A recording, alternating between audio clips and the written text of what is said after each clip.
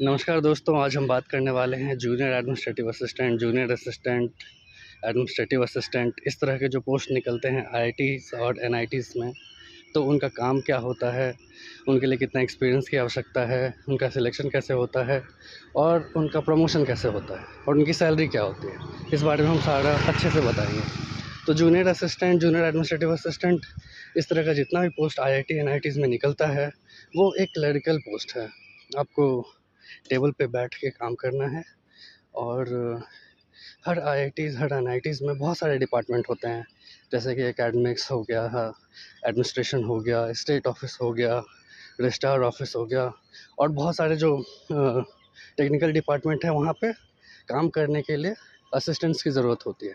तो वहाँ पे क्लरिकल जॉब जो है वो जूनियर असिस्टेंट या एडमिनिस्ट्रेटिव असिस्टेंट या जूनियर एडमिनिस्ट्रेटिव असिस्टेंट, इस तरह के पोस्ट वाले लोग करते हैं।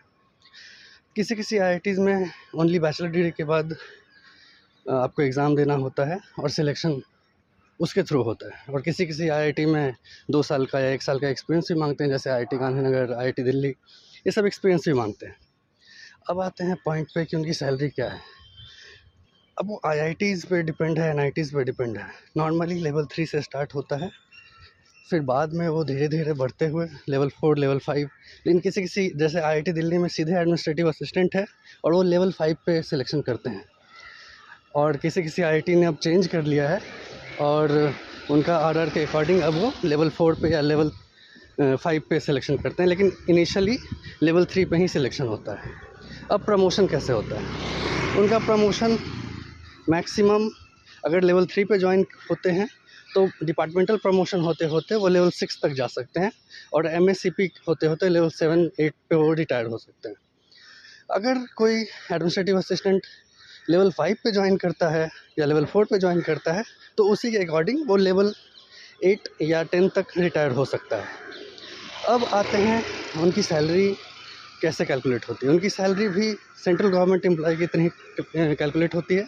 बेसिक पे plus DA plus TA plus DA on TA plus HRA cities के अकॉर्डिंग चेंज होता रहता है। अब आते हैं उनका सिलेक्शन और सिलेबस उसमें सिंपल है। मैथ रहेगा, इंग्लिश रहेगा, जीके रहेगा, किसी किसी जगह नोटिंग ड्राफ्टिंग भी रहता है, लेकिन नॉर्मली नोटिंग ड्राफ्टिंग नहीं रहेगा अगर एक्सपीरियंस नहीं मांग रहा है तो। बाकी कंप्यूटर साइंस और रीजनिंग, डेटा इंटरप्रिटेशन, बस इतना ही इनका सिलेबस है।